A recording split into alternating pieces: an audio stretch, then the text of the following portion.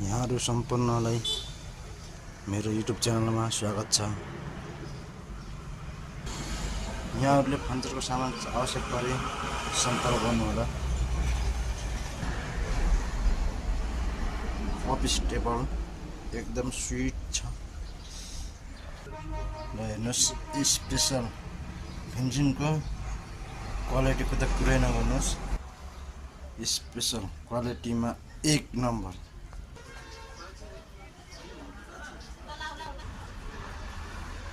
यतातिर table, tea table, kitchen table, त्यस्तै गरी यहाँ टी टेबल।